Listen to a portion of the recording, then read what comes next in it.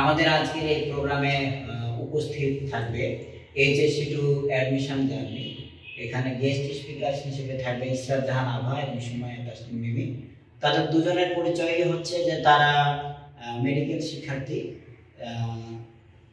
শহীদ M Mansur Ali medical college সিরাজগঞ্জে তারা দুজনে অধ্যয়নরত এবং এখন পঞ্চম বর্ষের শিক্ষার্থী। তারা খুব কম সময়ে এখন পঞ্চম বর্ষ মনে হচ্ছে, যদিও ওদের প্রত্যেকটা দিন যোগ করলে মনে হয় ওদের অনেক বছর মনে হচ্ছে নাকি যে চাপগুলো, কিন্তু আমি তার আগে খুব কম দিন আগে মনে হচ্ছে এখান থেকে যেতে দেখেছি থেকে। আর তাদের আরো একটা বিশেষ বিষয়গুলো বলে যে দুজনে রাজশাহীর এই এরিয়াতেই পড়াশোনা করেছে, আমার বাইরে কোনো জায়গা থেকে আসে। অনেক শিক্ষার্থী আছে যারা এখন কুষ্টিয়া থেকে নওগাঁ থেকে আসে, তোমরা দুজনেই কাছাকাছি বাসা আর কি, এবং দুজনেই একই স্কুলের শিক্ষার্থী ছিল, যেটা রাজশাহী সরকারি বালিকা উচ্চ বিদ্যালয়, হেলেনাবাদ গার্লস স্কুল বলে আমরা খুব ডাকি আর কি এটা। আর দুজনে নিউ ডিগ্রি কলেজের শিক্ষার্থী ছিল, তাহলে একই স্কুল থেকে পাশ করে একই কলেজে ছিল, তারপরে একই মেডিকেল কলেজে। নিঃসন্দেহে এটা অনেক বড় একটা ভালো লাগার ব্যাপার যে নিজ স্কুলের বান্ধবী নিজ কলেজে পাওয়া, আবার নিজ কলেজের বান্ধবীকে আবার নিজ মেডিকেল কলেজে পাওয়া, এটা অনেক ভালো লাগার ব্যাপার। তোমাদের এইচএসসি ব্যাচ 2020 ছিল, এই 2020-এর পরে আমার যেটা ধারণা যে পড়াশোনা যে এরিয়াটা এখানে অনেক ধরনের পরিবর্তন হচ্ছে, বিশেষ করে এসএসসি সিলেবাস চেঞ্জ হওয়া। এইচএসসি চেঞ্জ হয় নাই, কিন্তু short syllabus, half syllabus, full syllabus এই তিনটার নতুন সংস্করণে শিক্ষার্থীরা কখনো একটু শর্ট সিলেবাস পেলে হয়তো একাডেমিকে খুব ইজি ফিল করেছে, বাট অ্যাডমিশনে গিয়ে আবার শুনে যে নাকি ফুল সিলেবাস থেকে কোশ্চেন হবে। এগুলোর মধ্যে তো একটু বিব্রতকর অবস্থায় ছিল। বাট আমার যেটা কথা যে তোমরা যখন এসএসসি পাস করেছো তোমাদের সময়ে আমার কাছে প্রথম মনে হয়েছিল তোমাদের সময় মার্ক নিয়ে, মার্কের হিসাব নিয়ে অনেক বেশি একটা মানে প্রতিযোগিতা শুরু। তার আগের বছরেও আমার দৃষ্টিতে ওইরকম প্রতিযোগিতা দেখিনি। তখন মনে হয়েছিল যে কোনো একটা কলেজ পেলে হয়ে গেল। তোমাদের বছরে মনে হলো যে কে কত মার্ক পেয়েছে, এটা তখন আমরাও খুব শুনতে আগ্রহী, আর তোমাদেরও যারা একটু বেশি পেয়েছে তারা খুব বলতে আগ্রহী। তোমার হয়তো এরকম হয়েছিল তোমাদের মধ্যে কারো একজনের 1207 নম্বর ছিল, কারো একজনের 1215 ছিল, কাজ ছিল 1208 আর তোমার 1215, বুঝছো?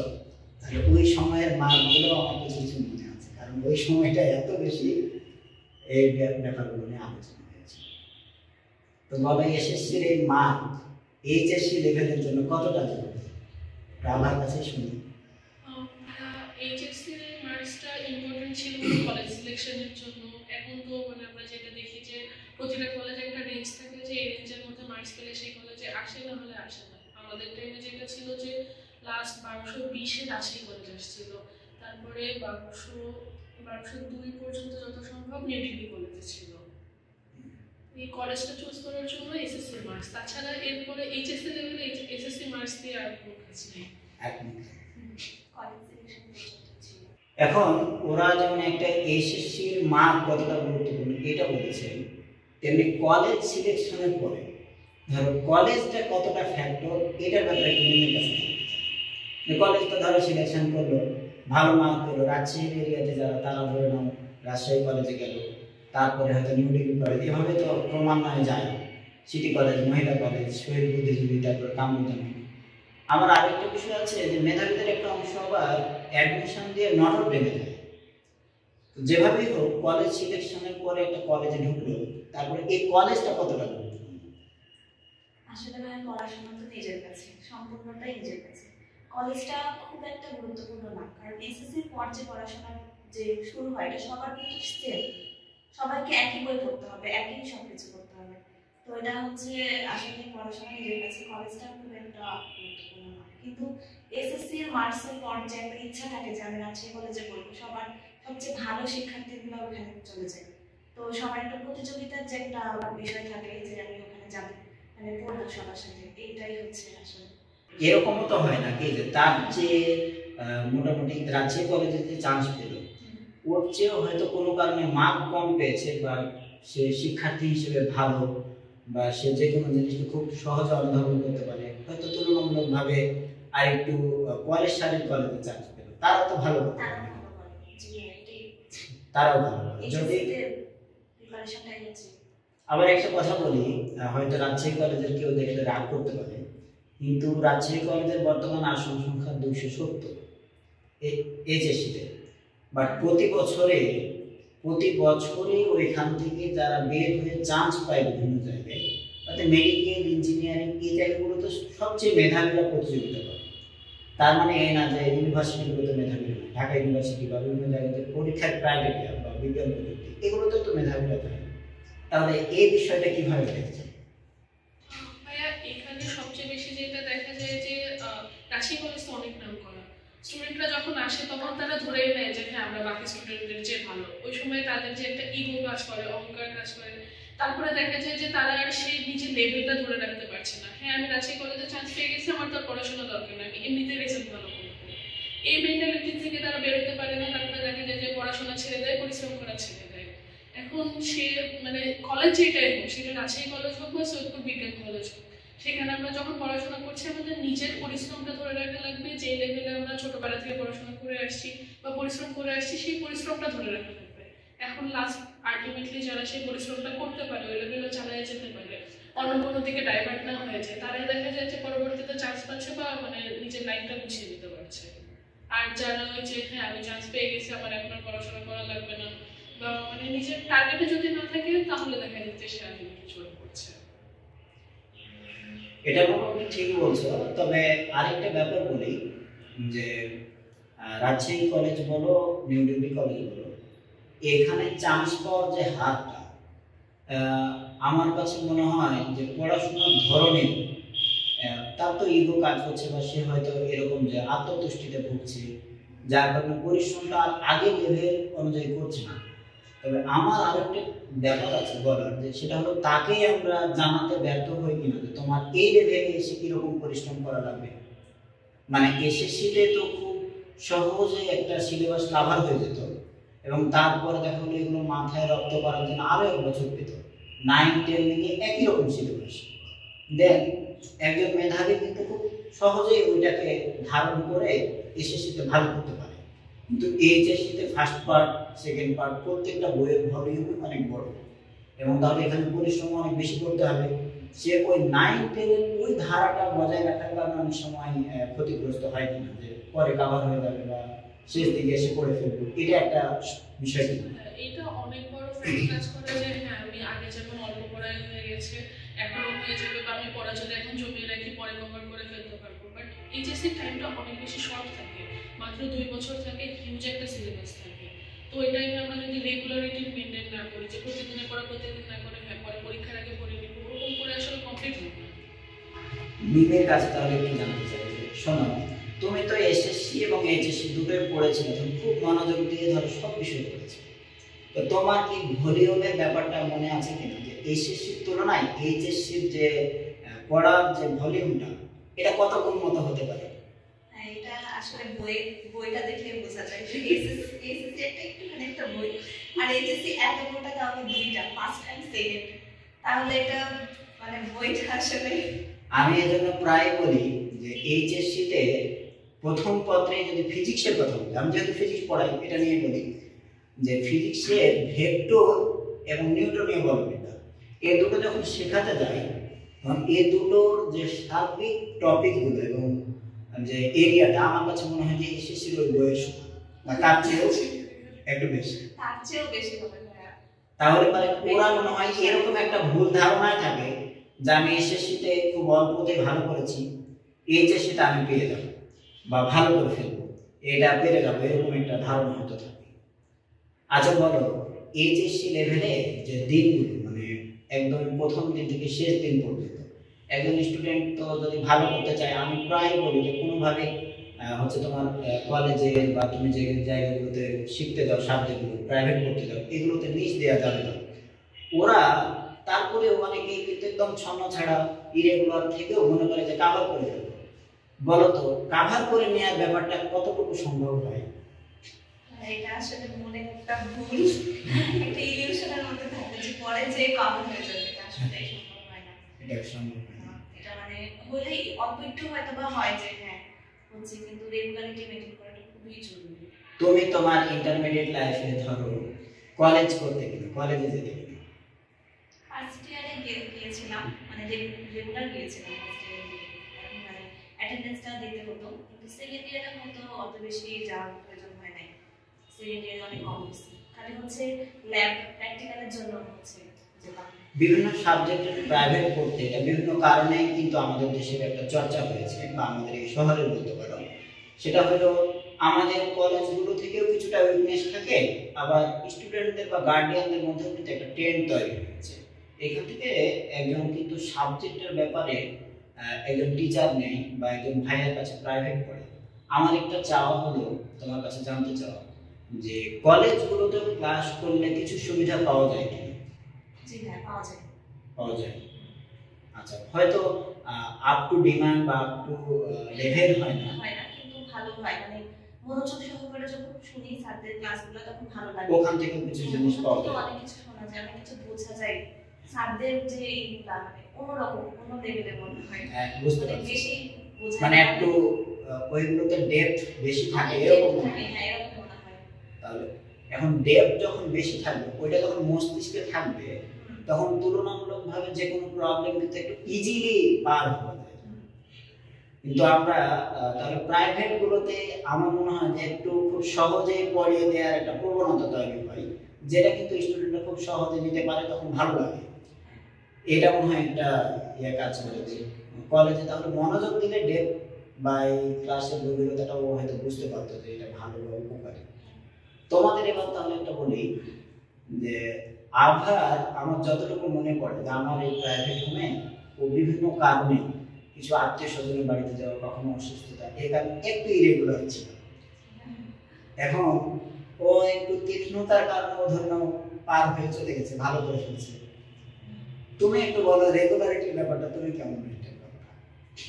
হ্যাঁ, আমার শুধু একটা জিনিস ছিল যে আমার সারাদিন একটা প্রাইভেট আছে, সকালে প্রাইভেট আছে, বিকালে প্রাইভেট আছে, আমাকে যেতে হবে, এই হচ্ছে একটা টেন্ডেন্সি কাজ করতে। তাই আমার ন্যানোকেয়ারের এই ব্যাপারটাই বলি যে আমি প্রায় একটা গল্প শুনাই।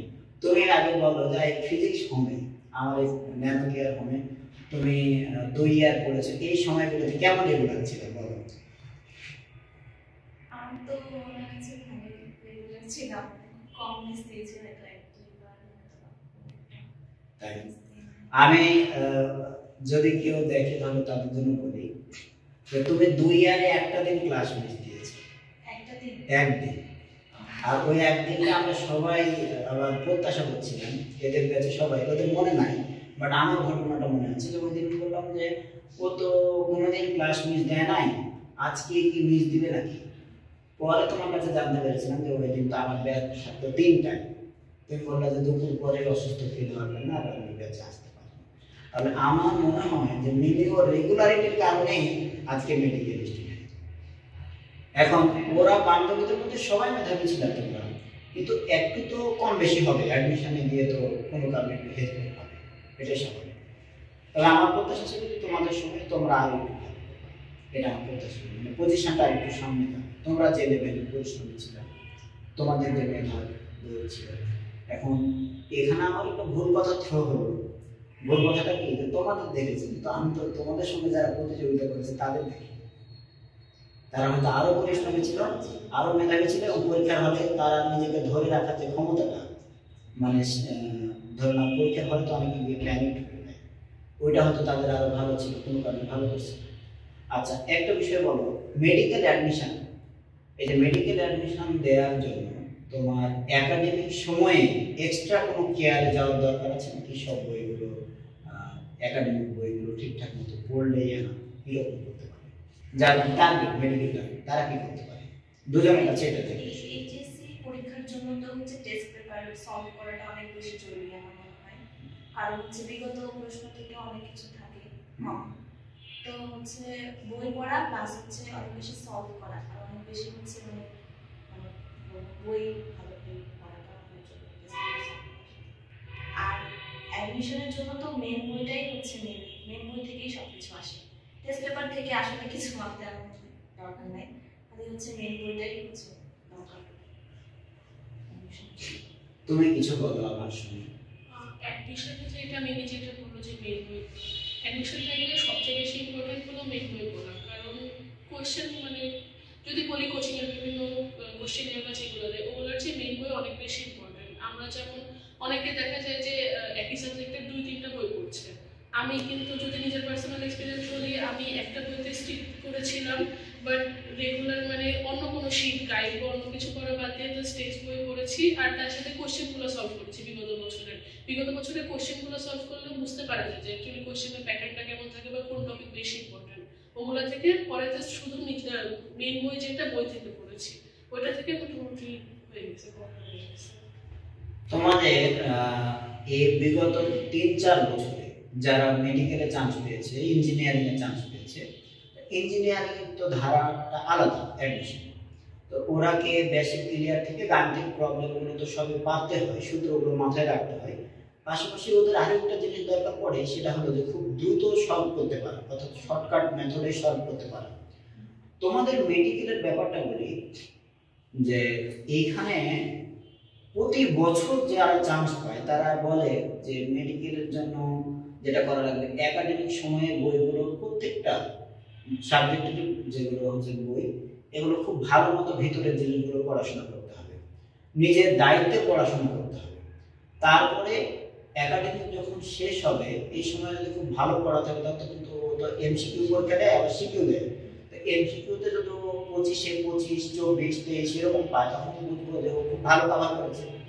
দেন অ্যাডমিশনের 3 মাস, 3.5 মাস বা 2.5 মাস যতদিন থাকুক এই সময় তখন সে ভালো করতে পারে।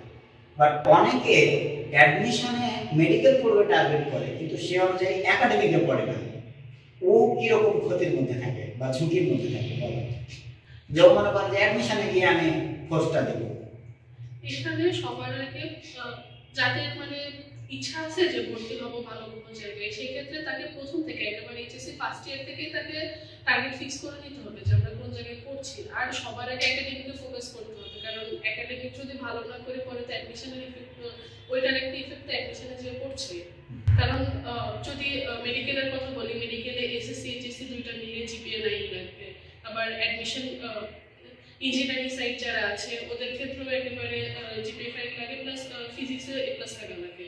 তখন সব মিলিয়ে যদি আমার একাডেমিক রেজাল্টটা ভালো না হচ্ছে, এইচএসসি রেজাল্ট ভালো না হচ্ছে, আলটিমেটলি অ্যাডমিশনের প্রিপারেশন নিয়ে তো আমাদের কোনো লাভ নাই। সবার আগে নিজের এইচএসসি প্রিপারেশন যেটা ওইটা ভালো করতে হবে, তার পাশাপাশি তখন আমরা অ্যাডমিশনে যে দিকে যেতে চাই মেডিকেল বা ইঞ্জিনিয়ারিং, ওইটার সাথে করে ওইটার সিলেবাস কেমন সেটা জেনে দুইটা একসাথে প্রিপারেশন চালিয়ে যেতে হবে।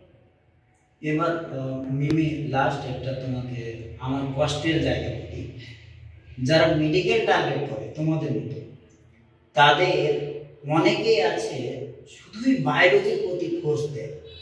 হ্যাঁ, ওদের ইমপ্রেসিসের জায়গাটাই বায়োলজি, আর অনেক সময় ফিজিক্স বলো গণিত বলো এগুলোতে তুলনামূলকভাবে ফোকাসটা কম থাকে, আগ্রহ কম থাকে।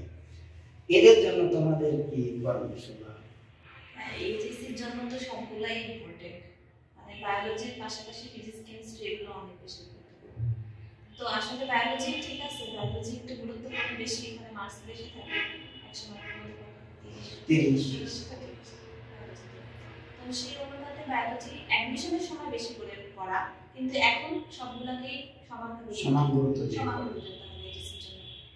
হ্যাঁ, আমি সব মিলে তোমাদের আলোচনা থেকে যা বললাম, একাডেমিকে যদি তাহলে সে প্রত্যেকটা টপিক ধরে ধরে পড়ে বইগুলো, তাহলে তার কোনো অজানা থাকছে না, এবং তার প্র্যাকটিসগুলো তো বইয়ে মানে একটা অধ্যায় শেষে দেওয়া রয়েছে, তাহলে সেটা যদি ও প্র্যাকটিস করে ওর অ্যাডমিশনে তার মানে এগিয়ে থাকবে, তাই না? অ্যাডমিশনে গিয়ে খুব নতুন করে আলাদা কিছু করতে হবে না, হয়তো জিনিসগুলো বারবার পড়া এবং আরো একটু ছোট বড় বিভিন্ন জায়গাগুলো বা স্পেশাল তথ্যগুলো দাগিয়ে দাগিয়ে পড়ে নিজেকে রেডি করে, এই তো। কিন্তু যদি একাডেমিকে এরকম প্রত্যেকটা টপিক না পড়ে অ্যাডমিশনের ওই সময় পড়তে যায়, তাহলে তো ওই সময়ে অল্প সময়ে অনেক বেশি পড়া একসঙ্গে নেওয়া একটু কঠিন।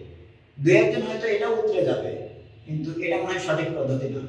একাডেমিকে তাহলে একদম শুরুর সময় থেকেই পড়াশোনা করা উচিত, মানে নিজে সর্বোচ্চটুকু চেষ্টা করা, যতটুকু ভালো করে পড়া যায় বইটা, কারণ আসলে সিলেবাস তো অনেক মানে হিউজ। তো এইচএসসির প্রিপারেশন নিতে গেলে তো অনেক কষ্ট হয়ে যায়, যে এইচএসসির প্রিপারেশন নেওয়া, গোটা সিলেবাস বা গোটা বইয়ের অধ্যায়টা পুরোটা দাগিয়ে পড়া, আবার হচ্ছে টেস্ট পেপার সলভ করা, কোশ্চেন সলভ করা, অ্যাটেন্ড করা, এগুলো হচ্ছে হয়ে যায়, চাপ হয়ে যায়। সর্বোচ্চটুকু দেওয়ার চেষ্টা করে। আর হ্যাঁ, আরেকটা বিষয় বলি যে আমাদের তো বিগত কয়েক বছর মানে 4 বছর 3 বছর এই সময়টাই খুব বেশি দেখছি যে ইন্টারমিডিয়েটে আসার পরে ছেলে মেয়েদের টার্গেট অনেকেরই জিজ্ঞেস করলে কেউ ইঞ্জিনিয়ারিং করে, বাট মেডিকেল টার্গেটটা অনেক বেশি। মানে জিপিএ 5 যারা পেয়েছে তাদের মধ্যে মেয়েরা তো অধিকাংশই মেডিকেল, 2-1 এক্সেপশনাল পেয়েছে যে বলেছে না আমার ইউনিভার্সিটি টার্গেট, হ্যাঁ 2-1 বলছে যে আমার ইঞ্জিনিয়ারিং টার্গেট, বাট অধিকাংশ ফিমেলদেরই টার্গেট হচ্ছে, ছাত্রীদের টার্গেট হচ্ছে মেডিকেল। আর ছেলেদের মধ্যে একটা অংশ থাকে। তুমি আমার আবার এই টার্গেট নিতে কোনো অসুবিধা নেই, কিন্তু তার আগে দেখি যে খুব কম পড়াশোনা করে এই টার্গেটটা অ্যাচিভ করতে চায়। এটা কি কারণে হতে পারে তোমরা দুজনে একটু বলো তো। যে আমি আবার দেখি যে পড়াশোনার ধরনটা ওইরকম না, সে পরিশ্রমের ধরনটা ওইরকম মনে হচ্ছে না। তাহলে এখানে আবার ওর সঙ্গে যখন আমি এইভাবে কথা বলতে যাই, আমি যখন বলি যে তুমি যে টার্গেট করছো ওইভাবে তো হয় না, তখন অনেক সময় মনে করে যে আমি ওর অকল্যাণ চাই।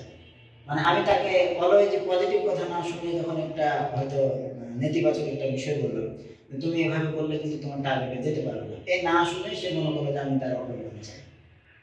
বিষয়গুলো বলো তো যে টার্গেট মানে তোমার হচ্ছে পরিকল্পনা, হ্যাঁ, আর এই পরিশ্রম, এই দুটোর সমন্বয়টা কেমন ভাবে করেছিলাম, আবার কেমন করা উচিত হবে? প্রতিদিন কি চেষ্টা চালাবে নাকি এটা যেটা হয় যে কোভিড পরবর্তী টাইম যদি বলি, ওই টাইমে তো পড়াশোনার একটা গ্যাপ চলে আসছে। তারপরে স্টুডেন্টরাও মানে দেখা গেছে যে আগে যেমন পরিশ্রম করতো তার চেয়ে এখন টেন্ডেন্সি কমে গেছে, দেখা যায় যে রেজাল্টটা ওরকম দিয়ে দিচ্ছে, ভালো হয়ে যাচ্ছে। এখন যেটা যদি চান্স পেতে চাই অ্যাডমিশনে ভালো জায়গায়, পরিশ্রমের কোনো বিকল্প নাই, আর রেগুলারিটি মেনটেন করাই লাগবে, প্রতিদিন পড়াশোনা করতে হবে। এখন তারা যদি ভাবে যে অল্প পরিশ্রম হয়ে যাবে, এটা আসলে কোনোদিনই সম্ভব না। আমরা যে এখনো যে ক্লাস করি, আমাদের দেখা যায় যে প্রতিদিনই পরীক্ষা চলে, আমাদের প্রতিদিনের পড়া প্রতিদিন কমপ্লিট করে রাখতে হয়, নাহলে পরীক্ষার আগে হিউজ একটা সিলেবাস কমপ্লিট করতে পারি না। বুঝতে পারছি।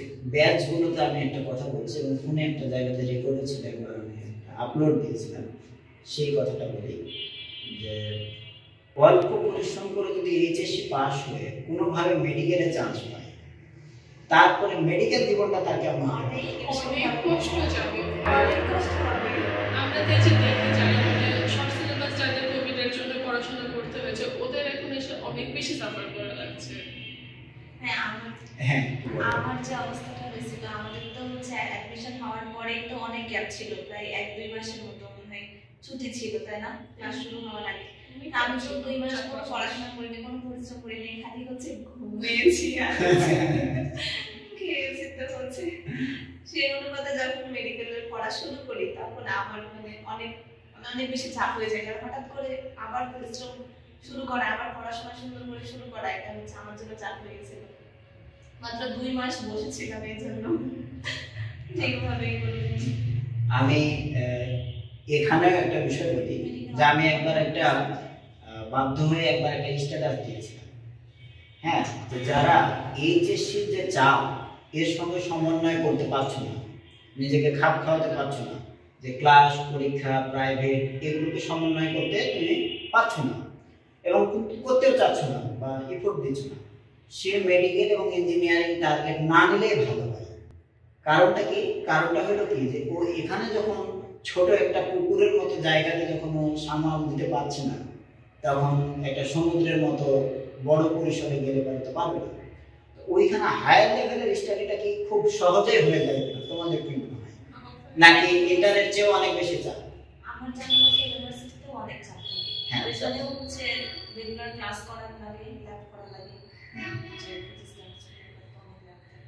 তোমাদের মেডিকেল জীবনটা কেমন লাগে? মানে ফার্স্ট ইয়ার থেকে ওভারঅল এই সময় 1 মিনিটে বলতো কিরকম চাপ? প্রতিদিন আইটেমের পড়া করতে হয়, একটা চাপ থাকে। মানে আইটেম বলতে একটা পরীক্ষা, একটা পরীক্ষা ভাইবা হচ্ছে হয়ে গেছে ভাই, এখন এতদূর চলে আসছে। মেডিকেলের পড়াশোনার লেভেলটা যদি বোঝাই, আইটেম হলো আমাদের সবচেয়ে কম পরীক্ষা। দেখা যায় যে একটা চ্যাপ্টারের হাফ পার্ট দিয়ে দিলে বা কিছু পার্ট দিয়ে সেটা আইটেম, কয়েকটা চ্যাপ্টার মিলে হয় হলো আমাদের কার্ড, তারপরে আরো কয়েকটা দেখা যায় যে সিলেবাসের 1/3 নিয়ে হয় আমাদের টার্ম, আর একটা ইয়ারের ফুল সিলেবাস নিয়ে হয় আমাদের প্রক্স। তো এখন যদি বলি ফোর্থ ইয়ারের যদি কোনো এক্সাম্পল দেই, আমাদের ফোর্থ ইয়ারে সপ্তাহে আমাদের অন্যান্য জায়গায় তো সপ্তাহে 5 দিন ক্লাস হয়, মেডিকেলে সপ্তাহে 6 দিন। 6 দিনের মধ্যে আমাদের ফোর্থ ইয়ারে প্রতিদিন আইটেম ছিল, যার কারণে আমাদের পড়তে চাই বা না চাই সপ্তাহে প্রতিদিন পড়া, প্রতিদিনের পড়া কমপ্লিট করে দিতে হয়। কার্ডে যদি পাস না থাকে মানে টার্মে বসতে দিবে না, এরকম একটা সিরিয়াল মেইনটেইন করে প্রত্যেকটা জায়গাতে তোমার পাস করে বের হতে হবে আস্তে আস্তে। আমরা এখন মেডিকেলের যে লেভেলটা দেখি তাতে মনে হয় যে এসএসসি এইচএসসি টাইপের পড়া অনেক ইজি ছিল, অনেক ভালো ছিল, যে অ্যাটলিস্ট প্রতিদিন পড়তে না বসলেও দেখা যেত যে একদিন দুই দিন গ্যাপ দিচ্ছি বা প্রতিদিন 1 ঘন্টা করে পড়লেও আমাদের পড়াটা কমপ্লিট হয়ে যাচ্ছে। বাট এখন যে অবস্থা, আমরা 3-4 ঘন্টা টাইম দিয়ে দেখা যায় যে পরের দিনের পড়া কমপ্লিট করতে পারছি না। মুখস্থ করলাম মোটামুটি, প্রথম ধরে নাও টার্ম, তারপরে কার্ড, না প্রথম আইটেম, তারপরে কার্ড, তারপরে হচ্ছে টার্ম, তারপরে প্রব, তাই তো? তাহলে প্রতিদিন থাকবে আইটেম, বা সপ্তাহে বলতে গেলে 6 দিন যদি ক্লাস হয়, 5 দিন 4 দিন থাকে আইটেম। এটাতে তোমাদের একটা অংশ পড়ে পরীক্ষা দিতে হয়, ছোট একটা হয়তো কোশ্চিনে, পাশাপাশি আবার ভাইভাও হয়, বা সবগুলো ভাইভা। তারপরে আবার হচ্ছে কার্ড দিবে, কার্ডে দেখা যাবে হয়তো ওই কোর্সের বা ওই সাবজেক্টের হয়তো একটা অংশ থাকবে, তাহলে তো অনেক কঠিন। এটা মানে একটা চাপের মধ্যে রাখে, ওরা সবসময় একটা চাপের মধ্যে রেখে পড়াশোনাটা কমপ্লিট করিয়ে নিবে মেডিকেল, মানে না চাইলে তোমাকে কমপ্লিট করেই মানে যাইতে পারবে, তার আগে তুমি যেতে পারবে না। বুঝতে পারছি, মানে কোন একটা অংশ তুমি শিখবে না, জানবে না, এটা না করেই তুমি একজন ডাক্তার হয়ে যাবে, তাহলে ওই জায়গাতে ঘাটতির কারণে জনজীবনে প্রভাব পড়বে, সেবার জায়গাতে কিছুটা প্রভাব পড়বে, এটা রাখা যাবে, তাই না? ঠিক আছে, খুবই ভালো। এবং তোমাদের আসলে এই সার্বিক যে পরামর্শগুলো, এগুলো হয়তো একটু ছন্ন ছাড়া হয়েছে, কিন্তু সব মিলিয়ে এগুলোকে যখন একজন যদি ভালো মতো ধারণ করে, তাহলে ও ইন্টারমিডিয়েটে অন্তত কি করা উচিত সেটা জানতে পারবে। কিন্তু মুশকিলটা হলো কি, যে অনেকে হয়তো তারপরেও অনেক সুন্দর সুন্দর পরামর্শগুলো জানতে চাইবে না যে আমাদের কি করবে। বাট তোমাদের সবাইকে, দুজনকে ধন্যবাদ জানাচ্ছি। তো তোমাদের জন্য অনেক অনেক দোয়া এবং শুভকামনা। কাফি, ওদের জন্য আমাদের পক্ষ থেকে একটু গিফট দাও।